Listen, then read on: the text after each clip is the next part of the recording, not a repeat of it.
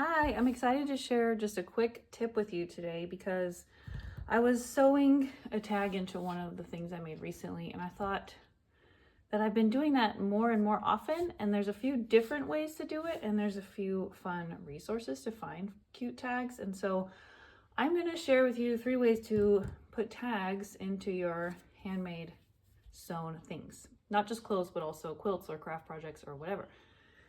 So before I get into it, make sure you like this video, click subscribe, and you won't miss future videos and tutorials with tips and stuff. Also have my February monthly makes video coming up. That was a good one last month, so you don't want to miss that. So click subscribe. You can also find me on Instagram at pincutsew and on my website at pincutsewstudio.com. But let's get into it. So the reason I was inspired to make this video is because I was making these cute doll bloomers. This is part of my newest pattern in my pattern shop. Here's a sneak peek. But the bloomers, it's difficult to tell which is the front and which is the back. And they are different because the back has more space for the bum, just like your own pants would.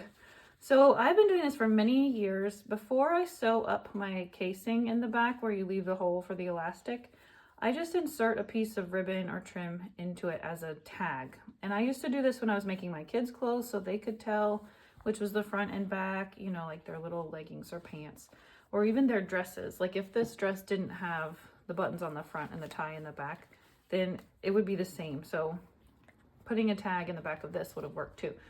But for this purpose, I just did it with the bloomer. So you can just use any piece of ribbon or trim, and I just stick it in the seam before I finish sewing the opening closed.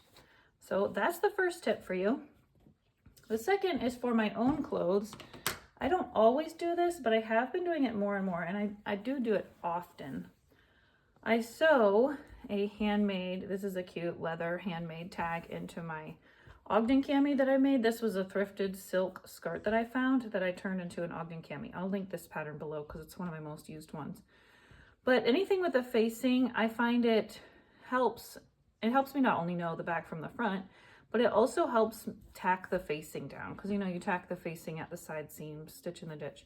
But this just helps it stay put in the back too, especially if you're trying to reach your hand back there and get your facing back in. That's hard. So this one is a cute leather handmade one, and I just sew this on with a zigzag stitch because it has one hole. And then this is a recent shirt I made. This will appear in my February monthly makes, but this is another cute leather handmade tag that I just stitch across the ends. It helps tack the facing down, and it helps just make it look cute. I've also used these tags on gifts I've made for friends, and I keep this little bin in my sewing cabinet, and I have this stash of tags. This one says handmade with love. These ones are iron-on, but to be honest, they don't stay. If it's something that you're gonna wash, don't use the iron-on one, just sew it. This is a cool handmade one. This is supposed to go like at the hem of something. I've put a similar one on a tote bag. I made a friend, I put it on the pocket. Let's see. Stitched with love, this one says, but these are the ones I like best for clothes, these cool leather ones. I just think they're trendy and cute.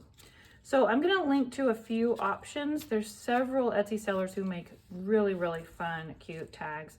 You can also get them made with your own name or your own logo. When my mom used to sew our clothes when I was little, my grandma had sent her a roll of ribbon with each of our names on it so she could cut off a tag and put it in our clothes, and it was really cute.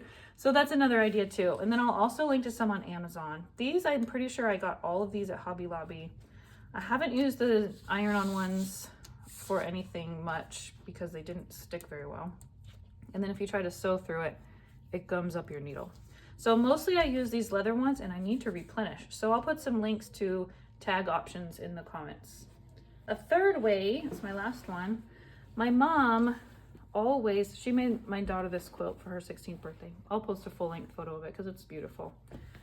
And it says for Natalie on her 16th birthday, love and prayers, Papa and Granny 2021. If you're a quilter, you know you should always put tags on your quilts. I never do. I did my very first one and I hand embroidered it, but I've never done it since, to my shame. I know I should, but I just haven't. So she uses the alphabet on her machine, and she makes it part of the back of the quilt, but you can hand embroider it on a square and hand stitch it on also. You can also use the alphabet on your machine to make tags for your clothes too, even if you just put an initial in there. That would be really sweet. So those are just 3 quick ways to put tags in your handmade items, because it just makes it a touch more special. And so I hope you enjoyed these quick tips. If you put tags in your stuff, or if you have other ideas or resources, or if you found some really cute ones, be sure and put those in the comments so we can all see. See you later. Bye.